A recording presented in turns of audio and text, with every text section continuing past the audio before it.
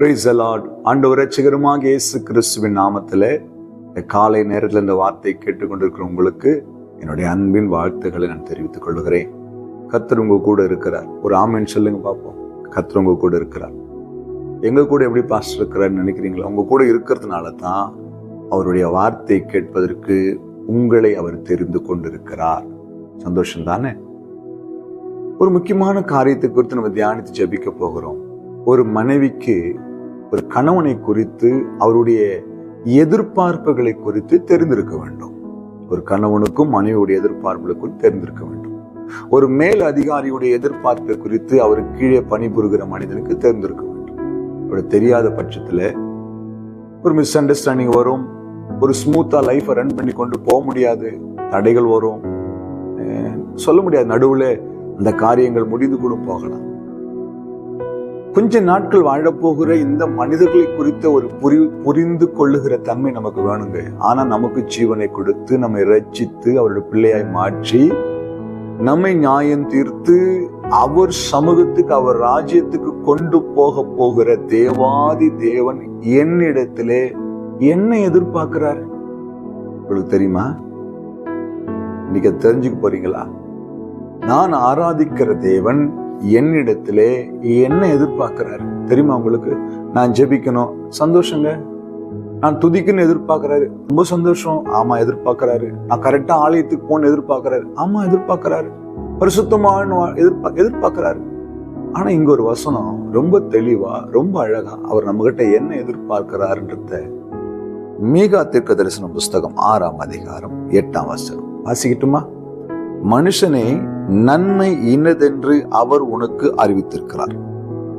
நியாயம் செய்து 1, இரக்கத்தை சிநேகித்து 2, உன் தேவனுக்கு முன்பாக மனத்தாழ்மையாய் நடப்பதை அல்லாமல் வேறு எண்ணத்தை கர்த்தர் உன்னிடத்திலே கேட்கிறார். இரக்கத்தை சிநேகித்து நியாயம் செய்து எல்லாவற்றுக்கும் மேலாக நம்மை படைத்த தேவனுக்கு முன்பாய் மனத்தாழ்மையாய் நடப்பதை அல்லாமல். எவ்வளவு அழகான வார்த்தை பாருங்களேன்.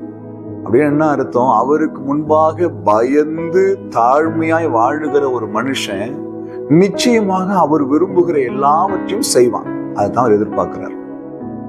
வேற என்ன எதிர்பார்க்கிறாருன்னு கேட்காருங்க. இதை தவிர வேற உங்ககிட்ட என்ன எதிர்பார்க்கிறார்? உன் செல்வத்தை கொடு, உன் ஆஸ்தியை கொடு, உன் பொருளை கொடு, அதை கொடு, இதை கொடு, அதையா கேட்கிறார்? உண்டாக்கின தேவனுக்கு முன்பாக தாழ்மையாய் மனத்தாழ்மையாய் நடப்பதை அல்லாமல் வேறு எண்ணத்தை கர்த்தர் உன்னிடத்துல எதிர்பார்க்கிறார். இப்ப ஆண்டவர் என்ன எதிர்பார்க்கிறான்னு தெரிஞ்சிச்சா? பெருமை உள்ளவனுக்கு கர்த்தர் எதிர்த்து நிற்கிறார், தாழ்மை உள்ளவனுக்கு கிருபை அளிக்கிறான்னு பைபிள் சொல்லுது. தாழ்மை உள்ளவனை கர்த்தர் உயர்த்துகிறார்னு பைபிள் சொல்லுது. நீங்க மனத்தாழ்மையோடு அவருக்கு முன்பாக நடந்து கொள்ளும் பொழுது அவர் விரும்புகிற மகனாக மகளாக கர்த்தர் உங்களை மாற்றுவார். வேற என்னத்தை எதிர்பார்க்கிறாரு? நான் ஒரு நாளைக்கு 3 மணி நேரம் ஜெபிக்கிறேன், சந்தோஷம். நான் வேதத்தை 10 முறை வாசிச்சிருக்கிறேன், ரொம்ப சந்தோஷம் பிரதர். நான் போய் ஊழியம் செய்யறேன், ரொம்ப சந்தோஷம் பிரதர். எல்லாம் சரிங்க. உங்களுக்குள்ளே தேவன் விரும்புகிற மனத்தாழ்மை இருக்கிறதா? நீங்க நிறைய பேர் அது இல்லைங்க. நான் பார்த்திருக்கிறேன், எனக்கு தெரியும். அந்த மனத்தாழ்மை இருந்தா அன்பு உள்ள வந்துடும். அந்த மனத்தாழ்மை இருந்தா இரக்கம் உள்ள வந்துடும்.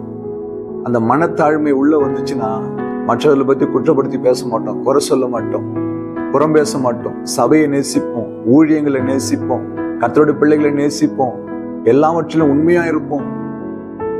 ஏன்னா கர்த்தருக்கு முன்பாய் நம்மை தாழ்த்தும் பொழுது மற்ற எல்லாவற்றையும் அவர் நமக்குள்ளே கொடுத்துருவார். வேற எதையும் அவர் எதிர்பார்க்கல. பெருமைக்கு இடம் கொடுக்காதீங்க. நீங்க எவ்வளவு ஓடி ஓடி உழைச்சாலும், எவ்வளவு ஊழியம் செய்தாலும் அப்பிரயோஜனமான ஊழியக்காரன், கடமையை மாத்திரம் செய்து அவ்வளவுதாங்க. உங்களுக்கு எனக்கு கொடுக்கப்பட்ட கடமை பெருமை பாராட்டுறதுக்கு ஒண்ணுமே இல்லைங்க. நீங்க என்ன செஞ்சாலும் பெருமை பாராட்டுறது உங்களுக்கு ஒண்ணு இல்லை. எல்லாம் அவரிடத்துல வந்தது, எல்லாமே அவர் கொடுத்தது. ஆகையினால மனத்தாழ்மை உள்ளவர்களாய் வாழ்வதற்கு நம்மை ஒப்பு கொடுப்போம். வேற எண்ணத்தை கர்த்தர் நம்மகிட்ட எதிர்பார்க்கிறார். அவர் எதிர்பார்க்கிற இந்த காரியத்தை நாம் செய்யும் பொழுது நாம் எதிர்பாராத காரியத்தை அவர் நமக்கு செய்வார். விசுவாசிக்கிறீங்களா? கண்களை மூடி வச்சோம். அன்பும் இரக்கமுள்ள நல்ல ஆண்டவரே, இந்த வார்த்தைக்காக ஸ்தோத்திரம் ஐயா. இந்த வார்த்தை கேட்கிற ஒவ்வொரு வாழ்க்கையிலும், அடியனுடைய வாழ்க்கையில் மன தாழ்மையை தந்து நீர் எதிர்பார்க்கிற நியாயத்தையும் இரக்கத்தையும் செய்கிற பிள்ளைகளாய் மாற்றும் செய்தி. நன்றி. இயேசு கிறிஸ்துவின் நாமத்தில் பிதாவே, ஆமென்.